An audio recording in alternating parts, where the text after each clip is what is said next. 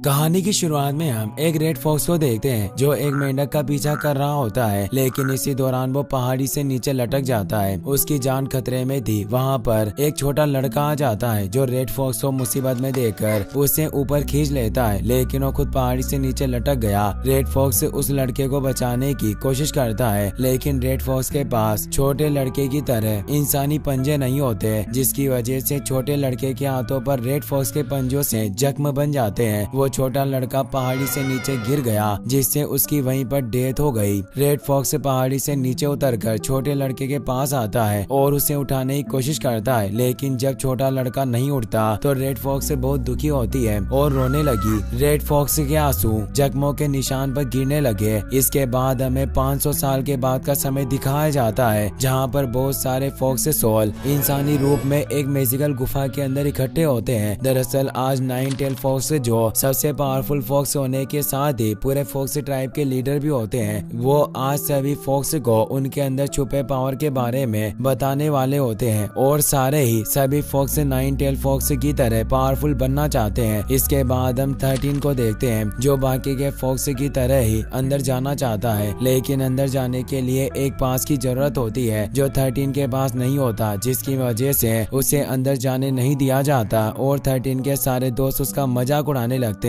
इसके बाद सभी फॉक्स इंसानी रूप में एक जगह इकट्ठे हुए, जहां पर अगले ही पल नाइन टेल फॉक्स आ जाते हैं जो देखते ही देखते एक बूढ़े आदमी के रूप में बदल जाते हैं। नाइन टेल फॉक्स सभी को बताते हैं कि इमॉर्टल और पावरफुल बनने के लिए फॉक्स को एक खास चीज की जरूरत होती है, जिसे एलेक्सर ऑफ सोल कहा जाता है, जो सभी फॉक्स के ह्यूमन बॉडी के अंदर पाया जाता है। नाइन टेल फॉक्स की बात सुनकर सभी फॉक्स एक रिचुअल की मदद से अपनी ह्यूमन बॉडी के अंदर से एलेक्सर बाहर निकालने लगते हैं। देखते देखते सारे फॉक्स के अंदर से एक ब्लैक कलर का एलेक्सर बाहर निकलता है, जिसे देखकर नाइन टेल फॉक्स बताते हैं कि ब्लैक एलेक्सर किसी भी काम का नहीं होता, क्योंकि हमें कोई पावर नहीं देता। ब्लैक एलेक्सर को छोड़कर सभी कलर के एलेक्सर अच्छे होते हैं जो फॉक्स को पावर देते हैं, और सबसे पावरफुल एलेक्सर होता है व्हाइट एलेक्सर, जो हजारों सालों में किसी एक को मिलता है और किसी भी फॉक्स को नाइन टेल फॉक्स बनाने की ताकत रखता है, जो फॉक्स का सबसे पावरफुल फॉर्म होता है। यहाँ पर एक लड़के की ह्यूमन बॉडी के अंदर से रेड एलेक्सर बाहर निकलता है, जिसकी वजह से वो 5 टेल फॉक्स में ट्रांसफॉर्म हो जाती है, जिसे देखकर सभी लोग हैरान होते हैं। इसके बाद नाइन टेल फॉक्स सबको बताते हैं कि नेक्स्ट मंथ एक ऐसा दिन आने वाला है जिस दिन किसी एक फॉक्स को व्हाइट एलेक्सर मिलेगा, जिसकी मदद से वो सबसे पावरफुल नाइन टेल फॉक्स में ट्रांसफॉर्म हो जाएगा। इसके बाद सभी फॉक्स सोल एक मैजिकल क्रिस्टल के पास इकट्ठे होते हैं जो सभी फॉक्स को उनके मिशन देता है। अब यहाँ पर 13 भी किसी तरह से अंदर आ जाता है और मैजिकल क्रिस्टल के पास जाकर अपना मिशन लेता है। यहाँ पर बाकी के फॉक्स सोल की तरह 13 के हाथ पर मिशन का पूरा हिस्सा नहीं लिखा होता, लेकिन फिर भी 13 बहुत खुश होता है। अब रिचुअल खत्म होने के बाद फॉक्स लीडर यानी नाइन टेल फॉक्स 13 को लेकर साइड में आते हैं और 13 से पूछते हैं कि क्या तुम्हें अपने हाथों पर लिखे गए शब्दों का मतलब पता है। इस पर 13 कहता है कि नहीं। लीडर बताते हैं कि इसका मतलब है कि तुम नाइन टेल फॉक्स बन सकते हो। 13 बहुत खुश होता है, लेकिन उसकी खुशी ज्यादा देर तक नहीं टिकती, क्योंकि लीडर उससे मजाक कर रहे होते हैं। सारी उम्र में जो कर जा बड़ी यारी। इसके बाद लीडर 13 को बताते हैं कि मैजिकल स्टोन ने तुम्हें जो मिशन दिया है उसके हिसाब से तुम कभी भी एलेक्सर हासिल नहीं कर पाओगे, और अगर तुम 9 एलेक्सर हासिल करना ही चाहते हो तो तुम्हें इंसानों के बीच में जाना होगा, लेकिन तुम्हें इस बात का ध्यान रखना होगा कि इंसानों के बीच रहते समय तुम अपने रियल फॉर्म में वापस ना आ जाओ। इसके बाद लीडर 13 को अपना पावरफुल खंजर देकर उसे अपना एलेक्सर ढूंढने के लिए भेज देते हैं। 13 बड़ी चालाकी से लीडर का मैजिकल क्रिस्टल चुरा कर वहाँ से चला जाता है। 13 के जाने के बाद लीडर बहुत परेशान होते हैं, क्योंकि उन्होंने 13 की तरह ही बहुत सी फॉक्स सोल को अपना एलेक्सर ढूंढने के दौरान मरते देखा होता है, और वो नहीं चाहते कि 13 भी बाकी के फॉक्स सोल की तरह अपना एलेक्सर ढूंढते हुए मारा जाए। इसीलिए वो अपने एक खास शिष्य को 13 की सुरक्षा करने के लिए भेजते हैं। अगले सीन में हम 13 को देखते हैं जो अपना एलेक्सर ढूंढते हुए एक टाउन में पहुंचता है। उसे बहुत भूख लगी थी, इसीलिए वो टाउन के होटल में खाना खाने लगता है। वहीं दूसरी तरफ हम शीजिंग को देखते हैं जो टाउन में अपने गधे के साथ एक आदमी की तलाश में आया होता है और वो टाउन के लोगों को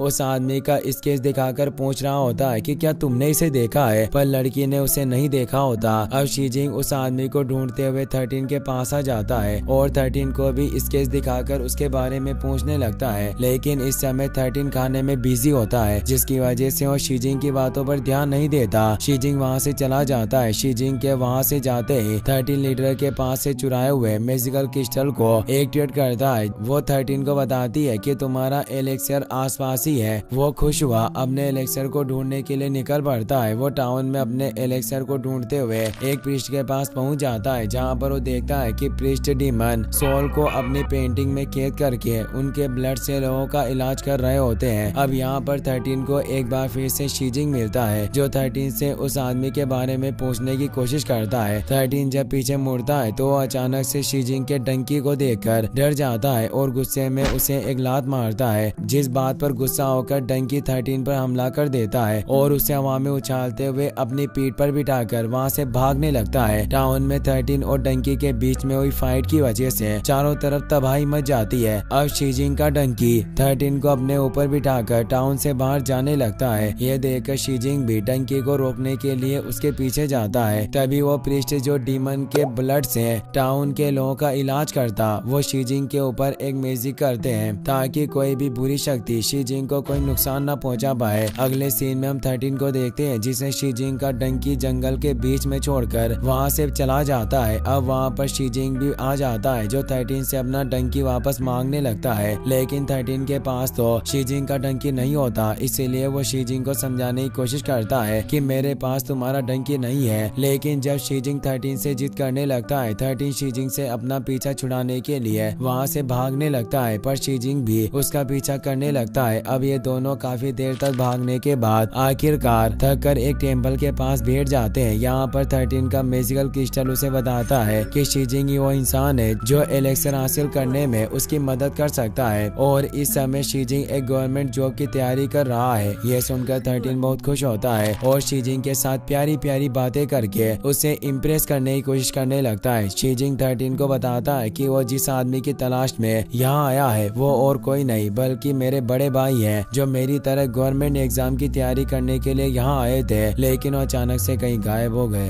रात में जब शीजिंग सो जाता है तो 13 उसे मारने के लिए आगे बढ़ता है, लेकिन तभी वहाँ पर लीडर के द्वारा भेजा गया गार्डियन आ जाता है जो 13 को ऐसा करने से मना करता है। 13 शीजिंग को नहीं मारता। अब अगली सुबह जब ये नींद से जागते हैं तो देखते हैं कि वहाँ पर शीजिंग का डंकी भी होता है, जिसे देखकर शीजिंग बहुत खुश होता है, लेकिन ये कोई डंकी नहीं बल्कि 13 का गार्डियन होता है। इसके बाद वो दोनों वहाँ से शीजिंग के भाई की तलाश में निकल पड़ते हैं। अब कुछ समय साथ बिताने से ये दोनों एक अच्छे दोस्त बन जाते हैं। सफर के दौरान ये दोनों एक एकेडमी में पहुँचते हैं जहाँ पर बहुत सारे स्कॉलर्स उसी एग्जाम की तैयारी कर रहे होते हैं जिस एग्जाम की तैयारी शीजिंग कर रहा होता है। यहाँ पहुंचकर ये दोनों एक रात एकेडमी में ही रहने का डिसाइड करते हैं। शीजिंग को एक मेंढक दिखाई देता है जो अपने पीछे गोल्ड छोड़ते हुए आगे बढ़ रहा होता है। शीजिंग यह देखकर बहुत हैरान होता है और वो मेंढक के पीछे पीछे जाने लगता है। अब वो एकेडमी के बीच में बने पुल के पास पहुंच जाता है जहाँ पर एकेडमी का ओनर भी बैठा होता है। अचानक ओनर के वहाँ से गायब होते ही वो मेंढक एक जायंट मेंढक में बदल जाता है और शीजिंग पर अटैक करने लगता है। शीजिंग बहुत डर जाता है। तभी वहाँ 13 आ जाता है और शीजिंग को बचा लेता है। वो दोनों उससे बचते हुए एकेडमी के बीच में आ जाते हैं। मेंढक शीजिंग पर अटैक कर देता है लेकिन 13 बीच में आ जाता है जिससे मेंढक 13 को निगल जाता है। ये सब देखकर शीजिंग बुरी तरह से डर जाता है और वहाँ से भाग जाता है। शीजिंग के वहाँ से जाने के बाद वो विशालकाय मेंढक 13 को अपने अंदर से बाहर निकाल देता है। दरअसल ये मेंढक कोई और नहीं बल्कि 13 का गार्डियन होता है जो 13 के कहने पर ये सब कर रहा होता है क्योंकि 13 शीजिंग को डराना चाहता है। अब यहाँ पर शीजिंग भी वापस आ जाता है जिसे देखकर 13 का गार्डियन एक बार फिर से विशालकाय मेंढक में ट्रांसफॉर्म हो जाता है और शीजिंग के ऊपर हमला कर देता है। लेकिन इस बार शीजिंग अपने साथ मशाल लाया होता है जिसकी मदद से वो मेंढक के जीभ में आग लगा देता है जिससे उसका मुंह बुरी तरह से जल जाता है और वो 13 को बाहर निकाल कर वहाँ से भाग जाता है। अगले सीन में हम 13 को अपने गार्डियन और फॉक्सी लीडर के शिष्य के साथ एक बोट में देखते हैं। गार्डियन 13 को बताता है कि हमें कोंग शहर जाना चाहिए जहाँ पर एक ऐसी लड़की रहती है जो ये बता सकती है कि तुम्हारे हमारा एलेक्सर किस रंग का है। अब ये लोग आपस में बातें कर ही रहे होते हैं कि तभी शीजिंग उड़ जाता है। यह देखकर 13 उन्हें वहाँ से भेज देता है। जब शीजिंग बाहर आता है तो 13 उसे अपनी सच्चाई बता देता है कि वो एक फॉक्स सोल है। ये सुनकर शीजिंग बुरी तरह से डर जाता है, लेकिन 13 शीजिंग को समझाता है कि मैं तुम्हें नुकसान नहीं पहुंचाऊंगा। शीजिंग बहुत खुश होता है और वो 13 के जख्मों पर दवाई लगाता है। शीजिंग 13 को ये भी बताता है कि वो डाओरिंग नाम के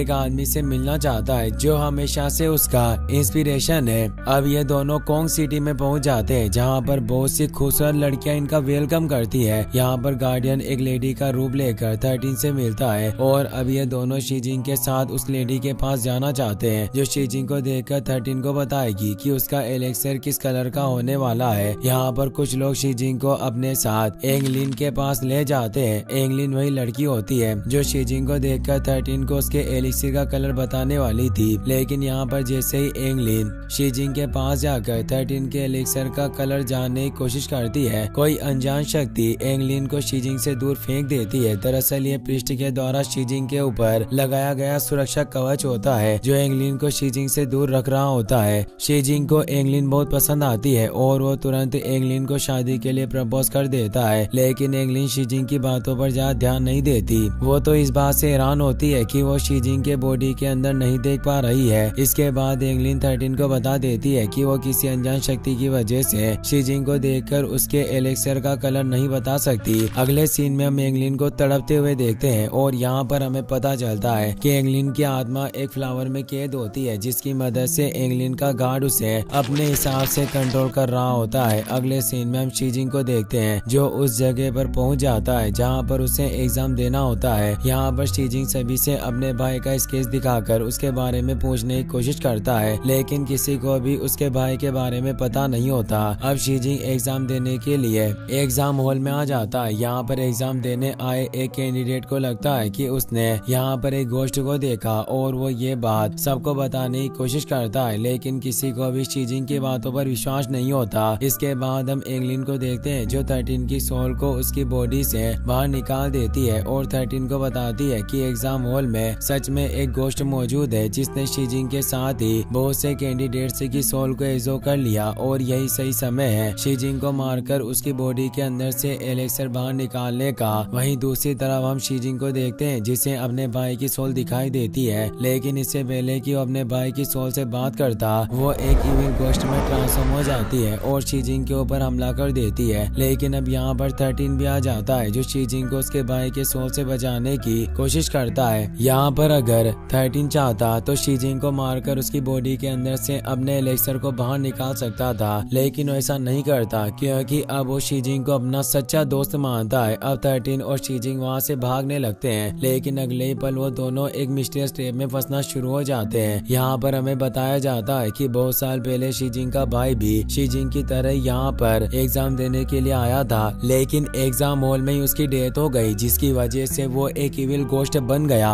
यहाँ पर 13 के ऊपर एक इविल सोल हमला कर देती है और शीजिंग का भाई उसकी सोल को एब्जॉर्ब कर रहा होता है, लेकिन तभी उसे अपनी लाइफ की पुरानी बातें याद आने लगती है और वो शीजिंग को छोड़ देता है। शीजिंग अपने बड़े भाई से मिलकर बहुत खुश होता है और अगले पल शीजिंग और 13 की सोल उनकी बॉडी में वापस आ जाती है। अब शीजिंग को पता चल जाता है कि 13 उसके साथ एलेक्सर हासिल करने के लिए है, इसीलिए शीजिंग 13 से कहता है कि अगर तुम्हें मेरी बॉडी के अंदर मौजूद एलेक्सर चाहिए तो मैं खुद को मारकर तुम्हें वो देने के लिए तैयार हूँ। लेकिन 13 इसके लिए साफ साफ मना कर देता है क्योंकि अब वो एलेक्सर हासिल करने के बजाय एंगलिन को केस से आजाद कराना चाहता है। दरअसल एंगलिन का दुनिया में कोई नहीं होता, जिसकी वजह से लोग एंगलिन का मिसयूज करते हैं, जिससे तंग आकर आखिरकार एंगलिन सुसाइड कर लेती है और एक इविल गोश्त में ट्रांसफॉर्म हो जाती है जो लोगों का दिल खाकर और उनका खून पीकर अपनी पावर और सुंदरता को कायम रखती है। 13 की बात सुनकर अब शीजिंग भी एंगलिन को आजाद कराने के लिए राजी हो जाता है। इसके बाद शीजिंग एंगलिन के पास जाता है और एक बार फिर से उसे शादी के लिए प्रपोज करता है, लेकिन एंगलिन शीजिंग को अपनी स्टोरी बताने लगती है जो ऑलरेडी 13 उसे बता चुका होता है। यहाँ पर एंगलिन को लगता है कि उसकी रियलिटी जानने के बाद शीजिंग उसके साथ नहीं रहना चाहेगा, लेकिन होता इसका ठीक उल्टा है और शीजिंग अभी भी एंगलिन से शादी करना चाहता है। इसीलिए वो दोनों वहाँ से भागने लगते हैं और 13 के पास आ जाते हैं। यहाँ पर एंगलिन को लगता देखता है कि अभी भी 13 शीजिंग को मारकर एलेक्सर हासिल करना चाहता है, इसीलिए वो बिना कुछ सोचे समझे 13 पर अटैक कर देती है। अब यहाँ पर एक और फॉक्स सोल आ जाती है जो 13 को बचाने के लिए एंगलिन पर अटैक कर देता है, जिससे एंगलिन बुरी तरह से घायल हो जाती है। ये सब देखकर शीजिंग जल्दी से एंगलिन के पास आता है, लेकिन वो एंगलिन को बचा नहीं पाता और एंगलिन की वहीं पर डेथ हो जाती है, जिससे शीजिंग बहुत दुखी होता है। इसके बाद शीजिंग 13 को